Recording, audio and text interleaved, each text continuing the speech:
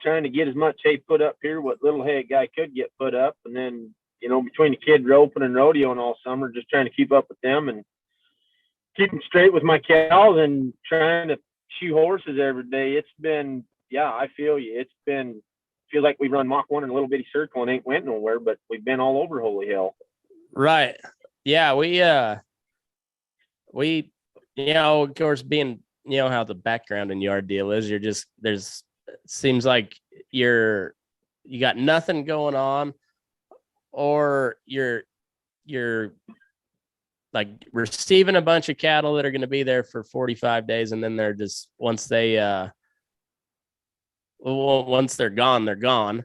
But then you're trying to find shit to do. But then that's when the honeydew stuff comes into play. And it just, yeah. So it's been a little bit of everything. And like I said earlier, if I would have known the goddamn horse market was gonna kick off like it did, I would have taken a whole lot more outside horses. But shit, they're just I didn't, when that quarantine kicked in last spring, I didn't think anybody's gonna have any money for horses. Well, fuck, shit went sky high, and I could have made a little bit of money, but at the same time, it was nice to have a little break too. So yeah, this higher than normal horse market's been good to me. I mean, yeah, it cost me a little more to buy, good bred prospects and whatnot. They're a little more than what we normally spend on them, but your rate of return and your gain on them is quite a bit higher, which has been nice. Yeah, it's been really nice, actually. I really wished I would have had a few more shitters laying around when it all took off. I could have made a pile of money, but I didn't. And yeah, oh well, it's how it goes. So what, as I got kind of interrupted there, what do you think changed the market as a whole in that situation? Well, I think unemployment and nothing else to do more than anything. I don't think there was much in the actual horse, like the horse people that I know of, or like, that actually deal in horses. I don't think much changed as far as that goes. It just seemed like everybody wanted horses. I don't know. You can maybe I'm seeing it a little different, but I think just people were at home with nothing to do and they were collecting unemployment, and so they went out and bought horses. I just kind of supply and demand. No, I absolutely agree with that 100%. And I think one of the things that, of course, obviously none of us knew that this was going to happen and it was going to turn into that type of a situation. But I think, really what it came down to is, like you said, people are at home. And one of the things that I've noticed in throughout this country, and obviously being a traveling cowboy, is that there's a lot more homesteaders out there than we ever expected probably there to be. We're kind of almost reversing ourselves in history in a lot of ways. And so you have a lot of people, getting these 5 to 10 acre farms and trying to do this homesteading thing. And I think what's happened is, you have a lot of people who are like, they want a horse, they want a goat, they want a cow, all this kind of situation. And then when you put those people at home, and like you said, with unemployment, I mean, quite literally getting paid to do nothing. I mean, if you already had money saved up, why not buy the things that, you can kind of dream about, and you have that extra money in your pocket. So why not? I think that the only fear that I have in the situation, and like you said, I wish I'd have had a few more shitters and everything else too. But I think the thing that we have to worry about now is the inflation of the market once that goes away. Yeah. We won't see a massive drop in the horse market. The marketability of horses right now is such that, you know, supply and demand is there. There is no supply. The crash in 2008 wiped out quite a bit of especially the cut horse breeders. Look at last year, that pipeline of horses that were getting showed at all the fraternities, all the derbies, et cetera, because of COVID. We're going to see a lack of available prospects because of that. Also, if you look at how the team roping world has exploded, and case in point, breakaway. Any horse you think about where a lot of guys that have money, whether they're from 40 to 65 years old, they want something that's broke, that's been through a cutter program with Cal Horse or a reining program, that can run, that can stop, that can rate, that can turn. Guess what? That's going to make a team roping horse. Guess what? That's a heel horse. Look at how I've got a standing list of people wanting to buy breakaway horses for me. I can't make them fast enough. And people being at home more with COVID.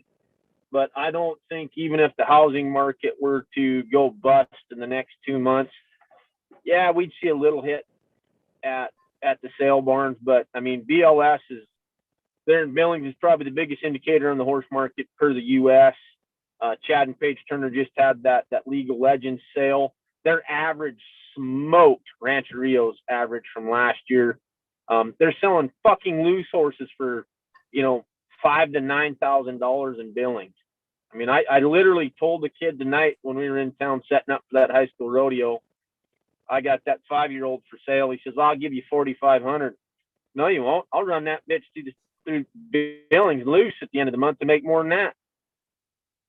She's worth $7,500 to $8,500 as she sits right now. That's insane. I think we're the market's gonna have to crash pretty damn hard, which it will eventually. There's too much damn inflation. That's another part that we didn't like. Just the actual inflation of the money. I mean, and you can thank Trump for that too, with all the stimulus checks, because you can't pump $6.5 trillion worth of money that's not backed by anything and not expect prices to rise. But I think until that point comes, like there's no such thing as a shitter in the horse market. As the Cowboys, we know there's definite shitters out there, but price wise, there ain't a shitter anymore. It seems like. I mean, I'm not gonna lie to you. I seriously, so I kind of feel bad for the situation. But I just got a free horse, which is, there's no such thing as a free horse, and we all know that.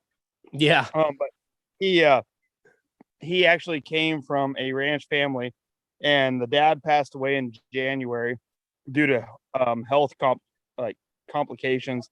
And the situation is that the son and daughter just didn't have the place to take care of him anymore.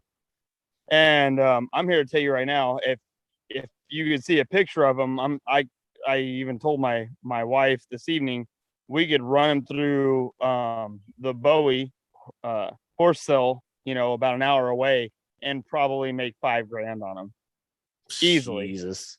I mean, seriously, you should see this. You should see this guy. He's phenomenal. He is. He's 11, a little bit older. I don't know exactly everything that he can and knows what to do, but I can tell you right now, I have all the faith in the world in him, and I bet I can spend, the next 3 months, because we just got done weaning, and I can spend the next 3 months doctoring calves on him and stuff, and probably make twice the money. And this is a free horse, Yeah. So we're talking about at this point, it's kind of one of those deals where it's like, if you have guys that are able to pick, like in the situation that I'm in, and you keep picking up these horses, we're talking, what's it cost me to feed them for 3 to 6 months, but at what point, like you said, the market crashes again at some point, and right now he might be worth,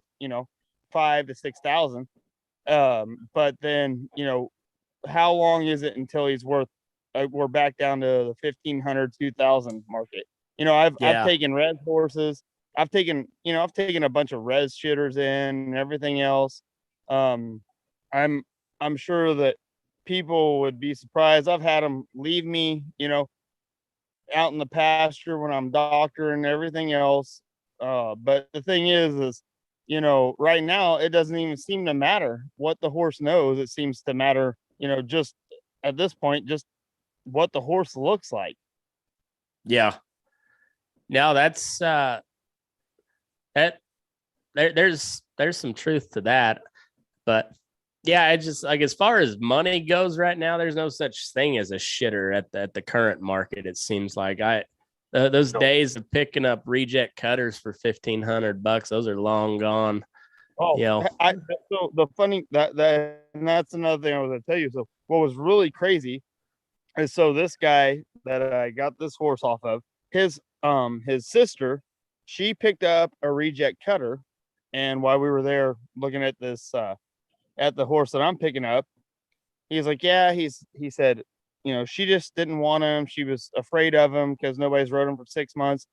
And his sister picked up this reject cutter for $8,000. And let me tell you right now, I wouldn't give you $1,500 for this horse.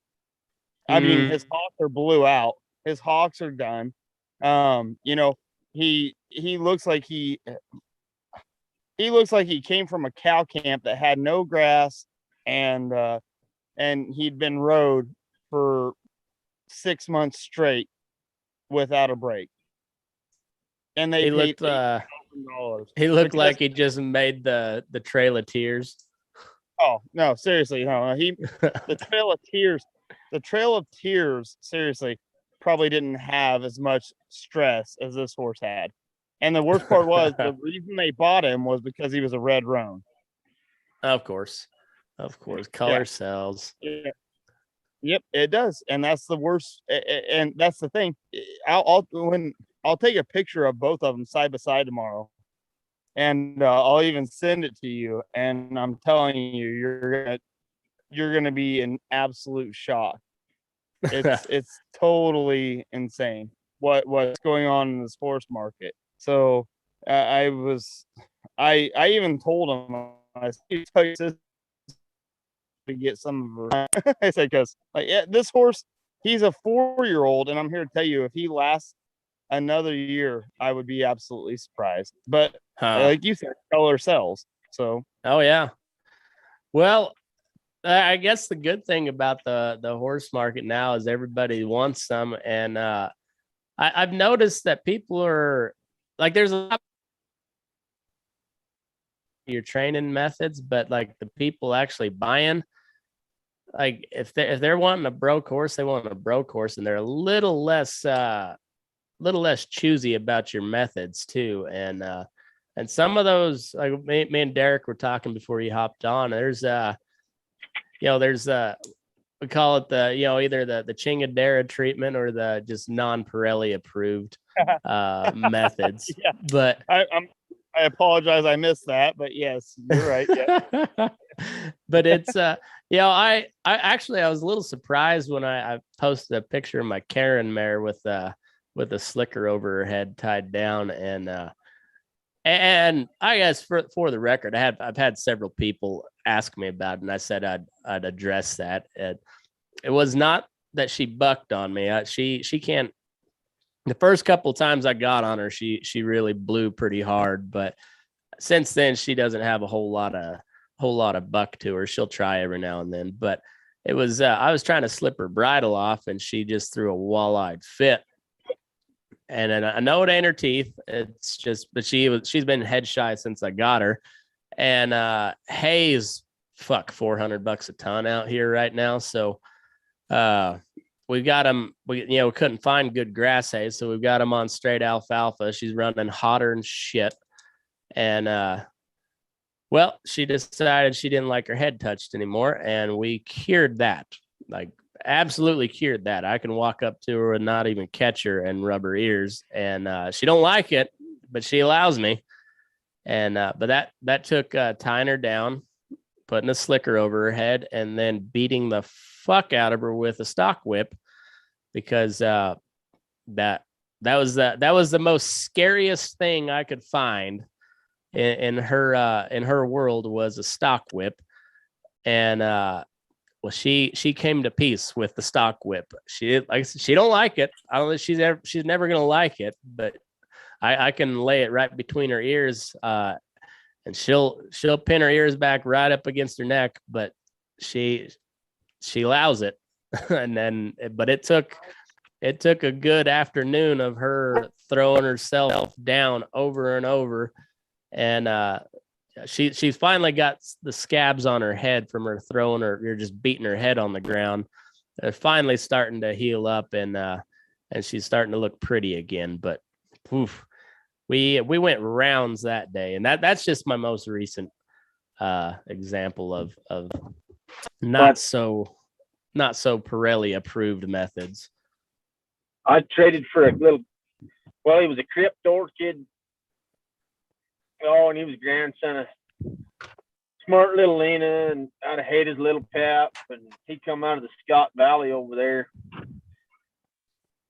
My wife and I were fresh married, and she wasn't too proud of my trade, but he come up, and he looked like a little carbon copy clone of smart little Lena, stood about 14'3".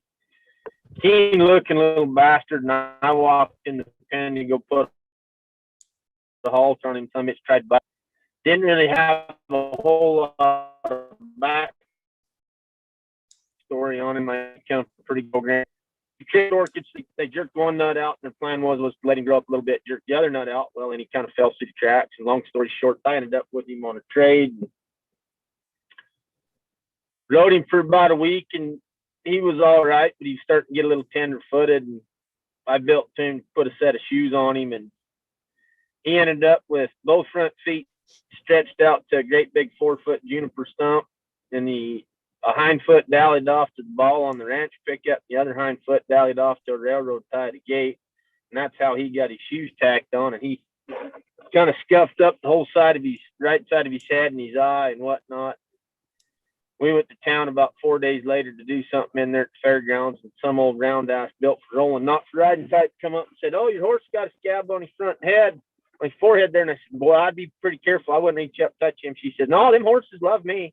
About the time her hand got about 2 inches from old Turbo's forehead, that son bitch like to have stuck a front foot right in her shirt pocket. And of course, my wife's having a heart attack. That little goofy bastard, when you stepped in the stock unloading, you go in with a rattle paddle. Because if you walked in there to just walk up, saddle up alongside one, untie him, that's something you go to double barrel at you. She had to walk in the back gate, rattle paddle, kick his hip over, and untie him. And I battled that son of a bitch for 6 months and got him where he's actually a pretty good little horse. And wrote big old cow. She jumped over one of them little lava rock Chinaman walls, and old Turbo set his ass down real hard. And pow, we blowed a tendon. He ended up coyote bait. I ended up having to shoot that poor little bugger. But you talk about an alley little prick. I mean, it'd been a long time since I had one that was that just nasty about everything. I had when I was working for Cactus there in Syracuse, Kansas, I went up and I forget what my budget was. It wasn't a lot. And I was buying some company horses. I went up by Goodland, and there was old boy had old flea bit gray, which I've never been a fan of flea bit grays. Nothing about them that I care for. And then just a big old sexy lineback dun, and that's one of my weaknesses. Buckskin lineback dun, either one of those. That's my weakness on color. Other than that, I don't particularly care too much. And I said, "Well, what's the deal on the gray?" And he said, "He's just a plug. You can do whatever you want him on him. He's nothing. He's just a horse." And he said, this other one, he's papered. He was a two-eyed jack something. I forget how else he was bred, but he said he's a little snaky on the ground. Said he'll rope and whatnot. Do anything you want in the saddle, but he's pretty coyote on the ground. And well, he sure enough was. And it was kind of the same thing I think he had a nut up in him, and old boy went to cut him himself, didn't know what they're doing, and just had a hell of a time with him, and then it never really did recover from that mentally, it seemed like. But I roped the calf there in the feedlot pens, and I think this was the only time I never reached up and just clipped the bit to the rope. I always had when I rode him, I rode him in a little just shank snaffle, and I always kept a carabiner hanging off the bit so I could just clip his head to that rope. And this is the one time I did, and it was just a little, like couple hour old calf that, decided he wanted to run a little bit, and I'd tagged I don't know how many calves that day, so I didn't really care to chase after him. So I slapped a loop on him, stepped down, and that horse boogered away. Off he went. I was tied hard, and I wasn't tied hard. I just, I half hitched him, and that sucker jumped the bunk with that calf dragging behind him. And, it was just one of those. He was a pretty goddamn good horse, but he was not a good company horse. And so I tried getting him sold. And also, I wanted to get some money for him because he was a big, nice, flashy sucker. And when you were, like I said, when you were in the saddle, you could do whatever the fuck you wanted to. And as long as you had his head clipped to the rope, you could step down and do anything you wanted to. But if not, a good chance he was going to booger. He didn't try to kill you. There was no mean bone in his body. He was a runner. And I finally got him sold to an old boy out of Nebraska that kind of knew what he was doing. I called him about 6 months later. I told him, I said, I'll give you 30 days. If you can't get along with him, I'll take him back, give you your check back. But he never did hear from him. And then I called him about 6 months later, and he's like, oh shit, he's exactly as you told me. And got along with him great, but he sure enough used him, and he was a handy enough fella that he could get by him. But it just there's something about those little when they're on the ground, they if you ain't watching, you can get by them, but if you don't know what you're doing, man, they'll kill a guy. Well, that old dun horse that my daughter rides, old Mighty Mouse, she come from a guy that I worked with out there in California. He was over there at Madeline, and she bucked him down, and shit ended up life flighting him out of there. And he called me up a week before I got married and says, I'm going to cut her head off. And I said, oh, don't do that. I said, I'll take her. I said, I can't pay you nothing right now. I'm getting married in a week. And he says, oh, we'll settle up later. Well, a couple of days later, she shows up there at the headquarters on the back step of a cow truck covered in cow shit. So we went to just using her a couple of days later. And I told the kid that was working for me at the time, I said, hey, make sure you're on a fairly broke horse, because if this bitch cuts in half, let's make sure we got something there you can at least haze me around. And I stepped in the middle of her and made it about 50 foot. And old Mouse bogged her head and go through the yard. That was all that 2-inch minus granite gravel, and I'm pretty freaking sticky. I mean, I made it 16 years without hitting the dirt. It is a mile from the yard out to the mailbox. We went down that lane. I broke a stirrup leather. I broke my rope strap. I broke a bridle rein. I lost my glasses, my cell phone, snooze can, broke my belt buckle. I mean, it was a knife fight. And I chicken tracked that old dun bitch from her ears to her asshole. She finally shut her down about 50 yards from the highway, just planted all 4 feet, stuck her head down, and went to blowing rollers in her nose. And I hollered at Mark. I said, you go get the truck and trailer. We're going to haul her ass back in the yard. I ain't stepping on her right now. Yeah. Next morning, I mean, she had hematomas from her ears to her asshole the next morning. I told Marky, we're going to go pull bulls today. We'll see what she knows today. I stepped on her, and before I even give her a chance, I stuck one right in the middle of her shoulder and said, come on. And I rope whipped her. I run a rein down her leg. I beat her on the titties. I mean, I made her bloodied. I black and blued her shoulders. Them kind of horses that had gotten away with something, them type of shitters, when they pick a fight with you, I'm a big proponent of not letting one buck, but when one's like that, when they want to bog their head, you got to be man enough stick that old fucking left hand down in front of your saddle home, grab a hold of your clothes, stick your right elbow on your hip, and I mean go to gutting them with your feet. And everybody wants to go to their shoulders. I go right behind my cinch. I'm gonna do my best to drive a spur right through their heart and break a rib. Yeah. And she was that way for a good 90 days. I mean, you go rope a cow on her, you'd be tracking up, go to take a dally. That bitch would bog her head, and I'd just stack him on harder, faster. I mean, I got stuck in the merry-go-round to death with her a number of times, and I'd just step off and let them fucking sort it out. You want to be an ignorant bitch? I'm going to let that cow jerk you down on your side. You know, I mean, that's the only way you can handle them. And now, Jesus Christ, Matt, she's my 7-year-old daughter rides her. Yeah. Yeah, there's like that little Karen mare, she went to go bucking every time I'd go swing a rope on her. So I just reached out and I was in a pen of Holstein steers, you know, they were about 9 weights, and I just reached out and necked the biggest, soggiest one I could find. Yeah, we're for sure. And there's a shit ton of doves over there. She'd go to sull up, and I'd stack some dallies on her, and he'd weigh her down, and she'd act nice, and I'd slide some rope, and she'd go to bogging again, and we'd stack another dally on, and we went that way about three times around the pen with the rest of those Holstein steers trying to chew her tail the whole time. And eventually I got, had a guy working with me at the time, so I was all right, opened the gate and went to the wood. And that little bitch, like I said, she's still, maybe she'll weigh 900 pounds. She's not very big, but she'll pull just about anything you want to. And she's got the Karen little trot to her when she does it. She just pins her ears back and goes, and out comes this old steer. We lay him down nice as you could be. And that was the first time I'd ever roped anything live on her, but every time I'd tried just even swinging a rope on her before, she'd go to bucking. Fuck it. Well, you're going to learn one way or the other. And that was the way to do it. And, she was lathered from her ass crack. And, I stuck some iron in her shoulder just to keep her straight so we could get her out the gate.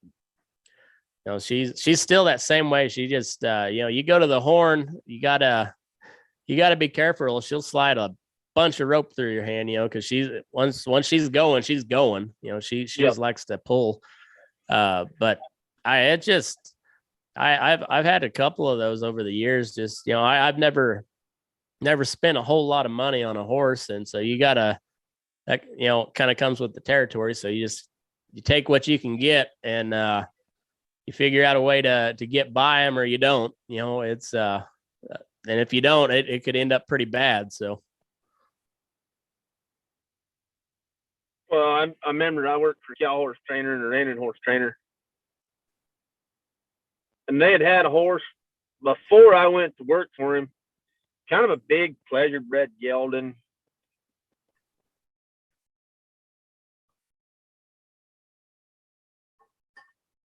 Big and numb, and then I didn't own him, was an older gentleman, took him home, got the bronking him down, and I couldn't believe it, because I'd seen that horse a few times when I first got there, and I'm like, there ain't no way that big old blue horse.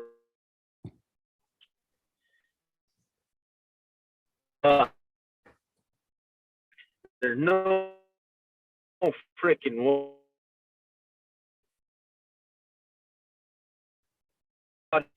old boy was kind of really pulling on that one. Stick him in the round pen. No, I want plenty of room. This son bitch come bog his head and have a knife fight with me. I want him out here in this big 150 by 300 foot arena.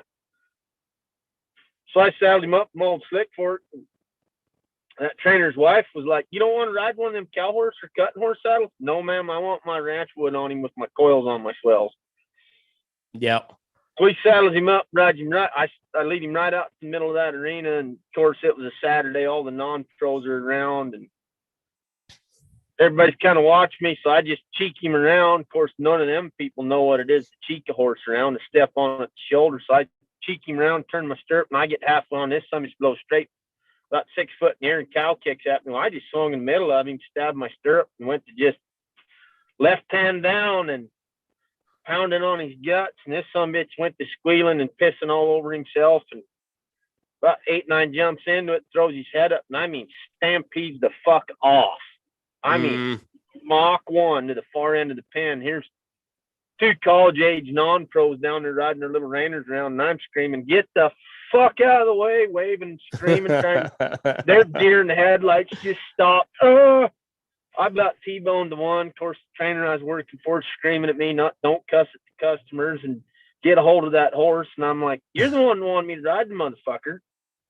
You told me to ride the motherfucker. Well, I ain't going to do this in the ramp, and I'm going to do it out here where I got some room to fight with him." And I rode him for another 30 days, and I never could make that prick buck again. Not once. And I mean, baby dog gentle on the ground. But it's amazing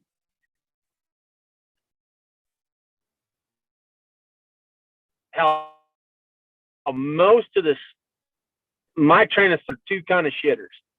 They're spoiled, like you and I were talking about earlier. Somebody's made them that way, or they're kind of like that little Crypt Orchid yell that I traded for. They slip through the cracks. They just kind of been feral till they're 4, 5, 6, 7 years old. Just never been messed with like a res pony. I'd rather deal with them half wild bastards than them spoiled pricks, because them spoiled pricks, you tend to got to beat it out of their skull.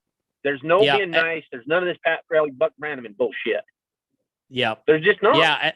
And they've picked up a bunch of tricks and like dirty fucking tricks over the years. Like there was that video that went around Facebook here a couple of years ago where that horse reared up and then just jumped off his back legs, and just damn near killed that old gal. And, there's a lot of people that didn't know what they're talking about, talking down on that gal for pulling on the reins. She didn't do anything wrong. That old horse was trying to kill her.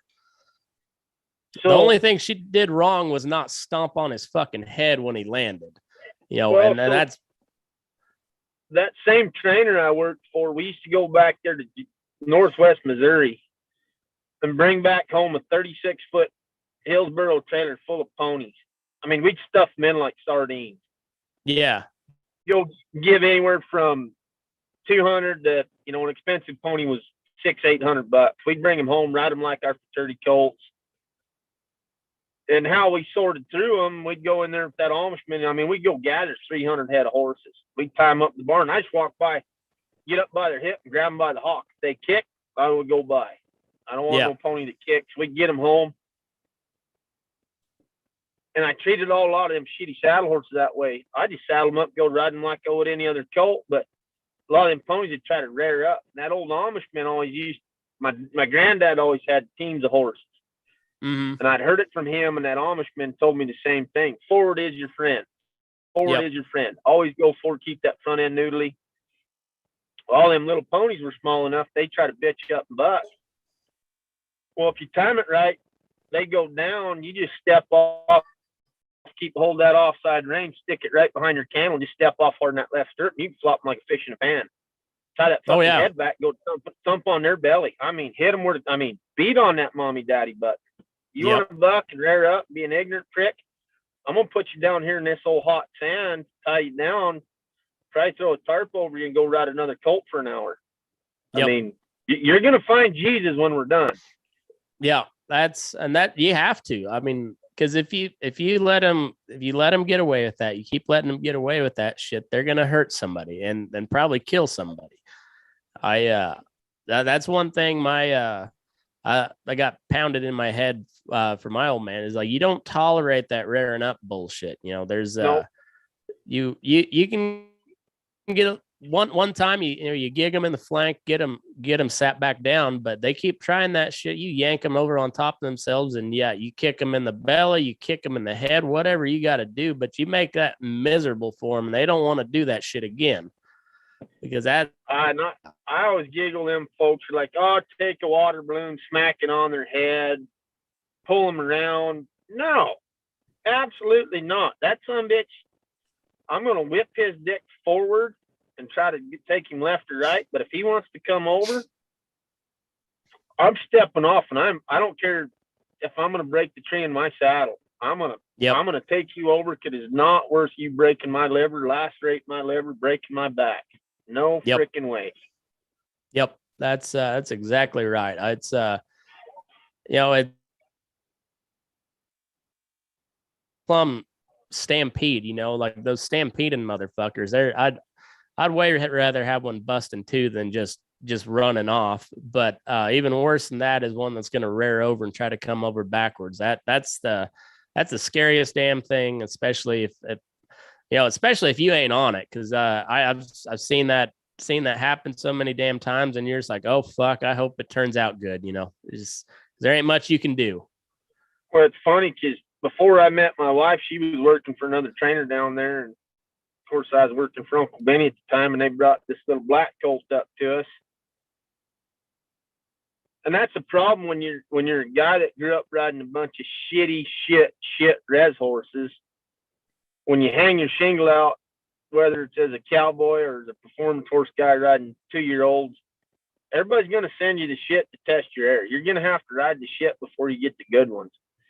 Yeah. So I knew that going into this deal, and they brought me this little black 2-year-old, and I kept asking some questions, how much has he been rode, this, that, and the other, and something in my brain just said, take this cocksucker in the round pen first before you just step on him in the big pen. I'm glad I did, because that son bitch bounced around, and they're like ping pong in a vacuum. I mean, the minute my ass hit the saddle, and I had him cheeked. He took the bit, took that snaffle bit, and looked like a cat on speed in that round pen, just ping ponging around, and finally got him wore out enough and kind of did a few tricks with him where I could get him kind of woed up, pulled around, and I asked the gal that owned him, I said, has he ever done this before? Oh, no, he never done that before. And I said, bullshit, that's a learned behavior. Yeah.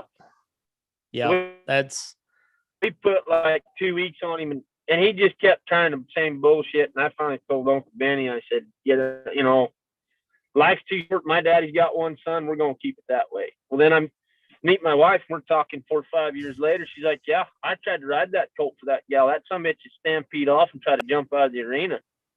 Some guy had started it before her, and she's like, yeah, we thought they killed that son bitch. Well, I was like, no, I ended up with that prick. Yeah. I mean, them horses that run off blind. We had a little shiner bred mare that we was taking to the Futuri that first year I worked for another guy, and she just locked up, stampede off, going down the fence on him. And the little trick was he took the last 3.5 foot of a hockey stick and them great big tape donuts on the end of them. Yeah. He says, all right, I want you to take this cow down the fence, sit down, see if she'll stop, track over hocks and left. And if she don't, you take that tape donut and you smack her right in the nose. All right. I was young and dumb. I built to that old brindle cow and sat down on Old Bay, and she didn't stop, so I reared back, cracked her in the nose. Tell you what, you do that 5 or 6 times, they will drop the anchor and swallow their asshole. Yeah. Yeah, I've seen that done with it was a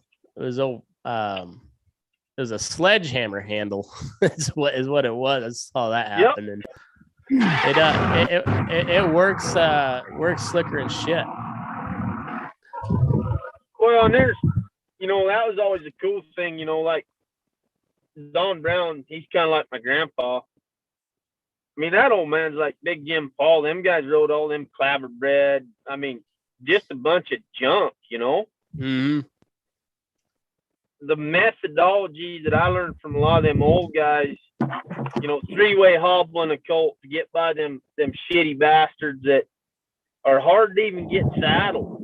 Mm-hmm. I mean, I was talking with Don one time, probably 10 years ago, about I worked for a guy that wanted me to ride a colt with a set of running W's on him. And I'm like, fuck that. I watched my granddad put a set of W's on them teams and bust them. You are not putting a set of W's on him while my ass is in the saddle. Like I said earlier, my daddy's got one son. We're going to keep it that way. But I don't think a lot of guys in our generation, and especially in this younger generation, have ever seen that or been around them type of horses that warrant or truly need that kind of treatment. We've kind of bred that out, a lot of these horses now. So I don't think a lot of these guys see truly what a bad, true shitter is anymore. Yeah.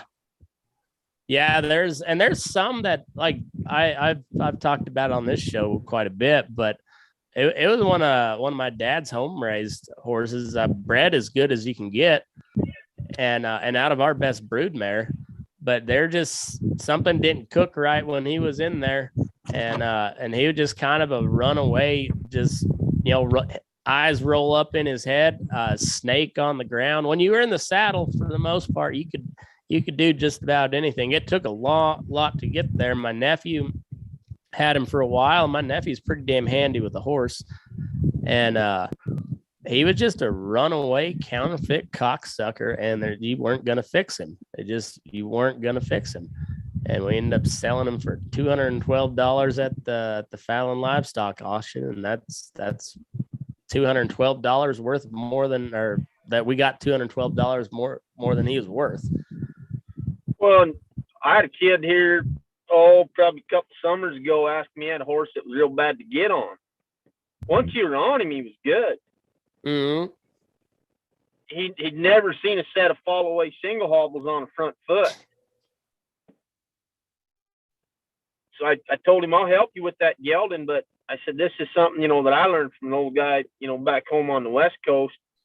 I just take a pigging string, double it up, tie it around that off fetlock, tie a quick release bowline on it, then run it through the eye of my Honda. And you just dial that sumbitch up off your saddle horn, step on him, and you can kind of flounder around for a few steps that a horse generally will for you to get on him, and then you can kind of feed it to him to get by one. Or a real bad bronc that likes to buck.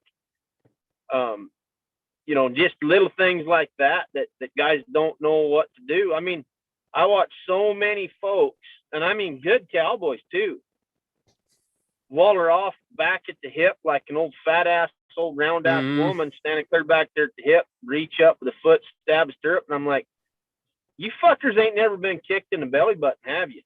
You ain't never had one take your legs out from underneath you and hang in a fucking stirrup, have you?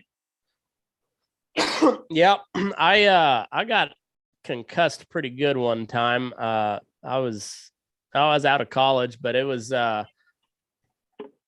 stepping off too. Instead of swinging down there by their shoulder, it was just stepping straight off, and right about my time my leg went horizontal, that old bitch bust in two and ragdoll you, and what did old Doc say? He said, well, your head didn't hit first, your back did, but your head wasn't very far behind it. And I'd been home from Montana I'd moved home from Montana, worked up on the High Line for a short spell, and I'd been home for 2 weeks. But after that little rodeo, I could have swore that I was still on my way back home, and I'd stopped in for a visit, and you couldn't have talked to me any way otherwise. She got me pretty good. Oh, I worked for an outfit there out of Southeast, and I'll keep their name, so because they are a good outfit. The owner's a little different, but they were a good outfit. Raised a lot of really nice horses. Had an Indian kid working with me there that we ended up firing about not even a month into it, and I was hired to start like 3 dozen head of 2 and 3 year olds, and same kind of deal. We had a great big Louis gelding that I put about 10, 15 rides on. I give it to that Indian kid. And that gelding was kind of owly and kind of owl-headed and pig-eared and piggy-eyed, and just, he'd hunt you all day. And he'd usually hammer that kid about 2, 3 o'clock when we'd kind of be done with our circle, headed back towards the headquarters there. And I said, give him back to me for about a week. We'll see if we can't line him out. Some bitch about got me that last morning. I rode him. He tried to cow kick me in the kneecap. So I stuck pointed toe Paul Bonds right where the colt sucks on him and stepped on him and whipped him in the dick again. And he just trotted off. Well, maybe that Indian kid's kind of fat, maybe just kind of pinching his weather, stepping on him. But I stepped off, probably 2 hours later, we doctored the yearling, and some bitch cow kicked at me again. All right, you dirty prick, we're going to fix this. So I jacked that hind leg up next time I went to get on. did the same deal I'll do with like quick release front hobble. I just jacked that offside hind foot so he couldn't cow kick me. Well, evidently that son of a bitch held a grudge because we made it about another hour trotting through them yearlings, and that fucker bogged his head. And I mean, hey, he could buck. Yeah. So we got back to headquarters. I told the owner about it. And he says, well, hell, that's a good solid 30 days on me. You ain't going to come out of it. That boy come out with a set of garden shears and clipped both ears off that gelding's head about an inch above the stump of his ears. And I was just, I'm sure my jaw was on the ground. And I asked him, I said, what the hell did you do that for? He says, we're going to run him through Pineville through the sale. I don't want nobody buying that son of a bitch thinking he's a saddle horse. Yeah. I mean, you got to hand it to him. At least he wasn't going to break it off in somebody else's ass. Yeah. But, I mean, get the foul-minded prick. That's a good idea. I wish I would have heard of that before we sold that runaway cocksucker. That would have been a good thing to do. But I talked to the old gal that bought him, and I said he's no good. I mean, you can try him, but I said he's probably not going to buck too much. When he does, he just kind of jump kick and run off, and pull his head around and he's fine. And if you're on his back, he's fine. But you step down, he's going to pull loose, and he's he ran through several gates. He tried his best to jump over a hog panel, and I mean he made it over, but he didn't clear it by any means. And he's a runaway cocksucker, and he's going to get a guy hurt. So do with him what you want, but that's what he is. And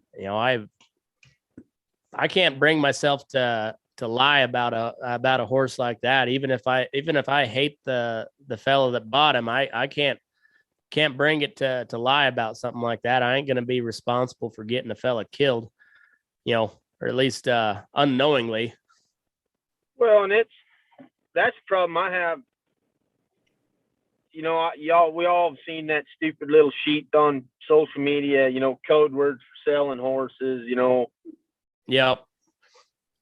I guess I always look at it, and I'm probably a little too honest on my horses on what they do or don't do. But like we were talking before we got on here tonight about that old black mare we picked up, a water moccasin. I mean, she lived with a saddle on her back for damn near 30 days solid straight.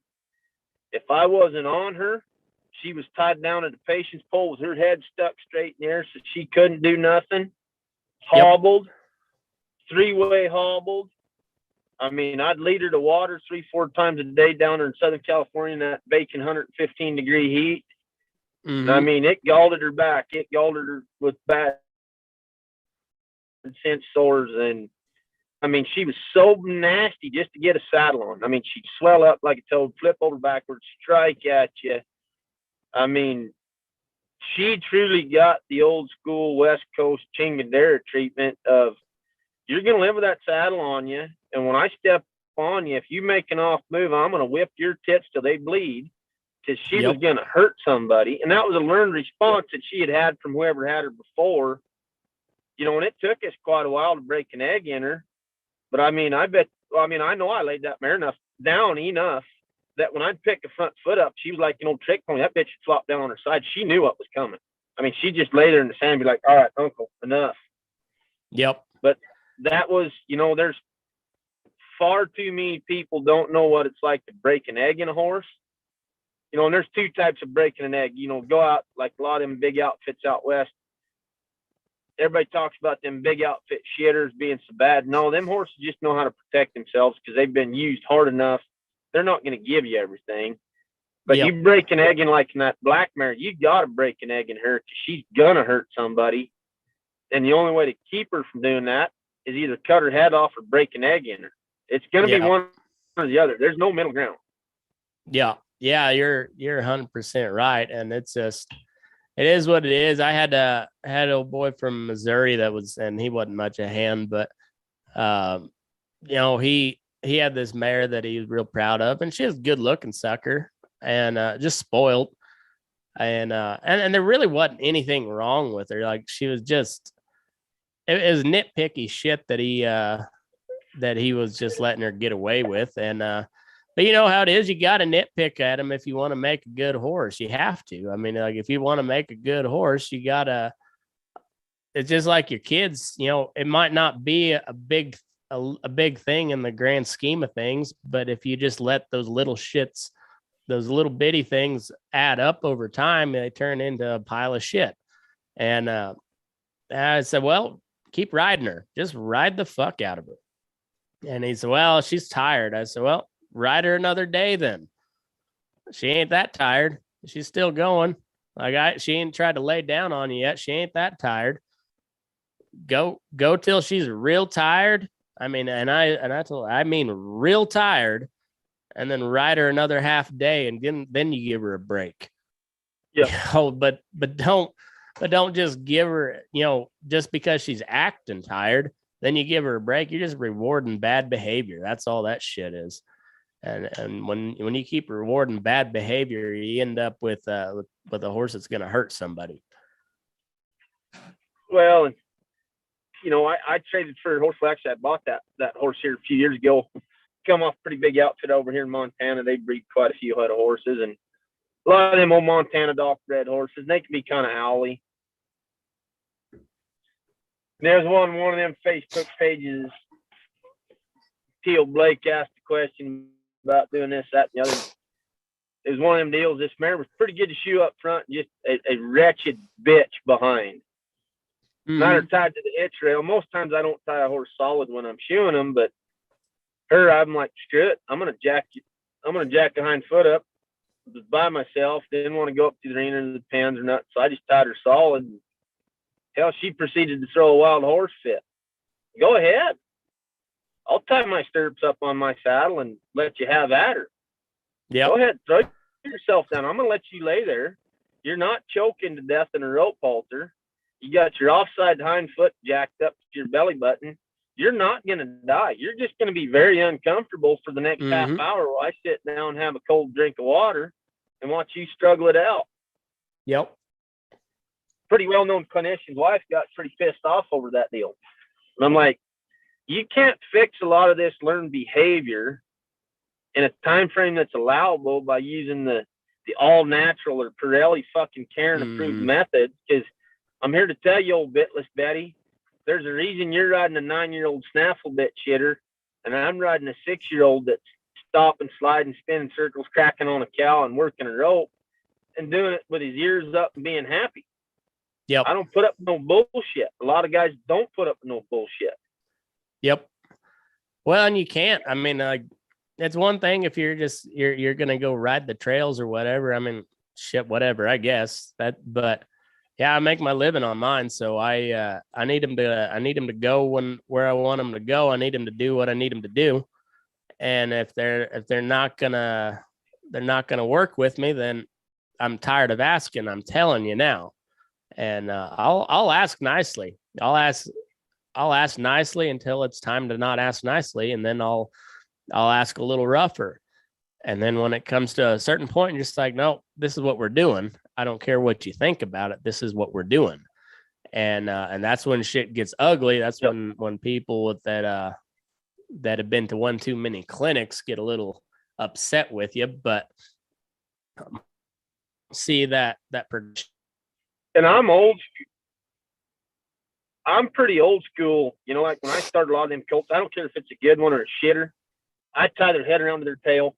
I tie their head up to the rafters in the barn. I'll make them pack a bridle.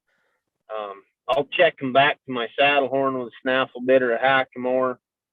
I've rode enough shitty horses in my life and been in enough train wrecks to know that I want to have some control on one. And I ain't a proponent of beating on one, but, per se. I mean, I want my horses to like me and get along with me. But kids, colts, and puppies all need to make mistakes, but there comes a point where 3 strikes are done. Yep. So I do a lot of that stuff, and that doesn't fall into the natural horsemanship movement approved shit, program that most of these people are programmed and live by now. And I tell them, you look at how your horse rides, you look at how my horse rides. Yep. My horse packs his face, follows his nose. I pick up on my bridle reins. He collects up, gets on his hocks. You pick up, some bitch roots his nose and runs off. Who's going to get hurt here? Yep. I want these you know, they've never been around a horse that's going to bite them when they try to put a freaking halter on them. Mm-hmm. You know, they've never been around that horse. You go to reach for front foot to put a shoe on it, some bitch is going to stick your front foot in your shirt pocket. Yep. I mean, I think more people probably need some bloody noses and black eyes from a horse, and they get a little respect and learn how to get by a horse. But that's just not the society we live in today. They're a bunch of Karen ass bitches. Mm-hmm. Well, I like there's that part of on Last Buckaroo when old Mackie Hedges writes about 4-footing that old horse down in Arizona and just sitting back and just spilling them time after time after time, and eventually they got to where they could get on him, but that fucker still bucked every time. But it was, Yep. you know, and I talked to Mackie. He said that's a true story. It was, you know, names and dates and whatnot have been changed to protect the innocent or whatever. But that's just an old trick. Boots talks about it many a times. That's what they did. You put it, and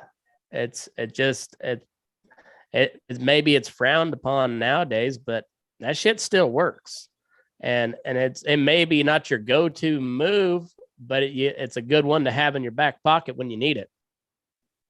Oh, it's, you know, like old man Brown, you know, he's 85, 86, 87 this year. You know, I mean, that old man rode some nasty shit back in the day. And I learned a lot of them tricks, how to get by the bad ones, how to soften one up, how to quote unquote break an egg in one and get by a bad one and really help one get to be a good horse. They didn't have the internet, social media. They didn't have people to bounce these questions off to learn how to get by a bad one to make a good one out of them or a decent one. You know, Mm-hmm. they had to use the tools at their disposal at the time that they had. And honestly, if you think back about it, 90% of it still holds true. Oh yeah. I mean, yeah. I mean, the first couple colts I started when I was a kid, we rolled them in a saddle, and they rolled me up with me in the saddle. There was no round pen in that son bitch hooking him up, getting him to be your friend. It was, when that son bitch rolls up, you better have your hammer cocked and better go to thumping on one, and you get bucked off, we're going to rope him. I mean, it's just, we've transgressed, degressed as a society. Even us boys and ranchers have to, in a lot of degree, people don't have the stomach anymore to see what needs done. Yeah. Well, I go back to Hartman a lot, and you know, when he's talking about how he's raised, you know, they snubbed you up and you stepped on, and then they turn you out into a 10-section pasture, and you either made it or you didn't, and there's a lot of those. There's a lot of folks that'll give those old charros a hard time because they're roping them horses and running 80-foot riata through their, you know, on the horn, but there's all a reason for that shit. You know, those guys sitting on the ground, roping a horse and you know, 4-footing them and just sitting back on that rope to spill that horse. Well, that all started because what if you got you know, your horse pitched and threw you out in the middle of the desert? Maybe you're a conquistador coming over to the new world for the first time, and your horse has been cooped up on a fucking ship for 6 months or whatever. Yeah. Feeling fresh on some green grass, dumps you on your head. Well, you got to catch that fucker, and you don't know where the hell you're at. So what do? You 4-foot him and you sit back on that rope and dump him on his head. But guess what? Now you got him. And there's a reason for all that shit. Well, and like when I don't start a lot of colts anymore. I try to buy them with a start on them just because I don't have the time. Mm-hmm. But I made a big living for a big part of my life being a 2-year-old man. There wasn't, I don't care if that some buck cost $50 or $50,000 that come into the round pen.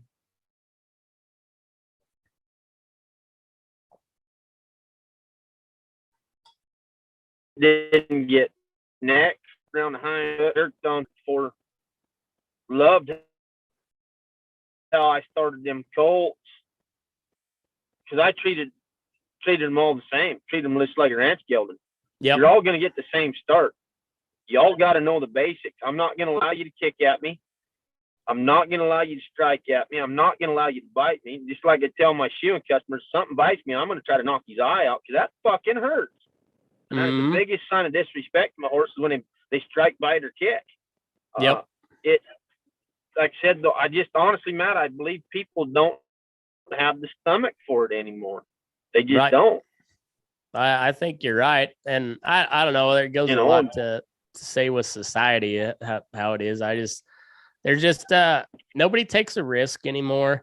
Nobody lays down the law anymore. Like, it's just there's a way you ought to act, and that goes for horses and cattle and dogs all the same. Is just same as is with people. There's a way you ought to act, and if you're not acting a certain way, somebody needs to teach you how to fucking act. And it bugs me to no end to watch some old kid talk back to their parents, and I don't allow that shit on my kids, and but if it ain't my kid, I ain't gonna say nothing.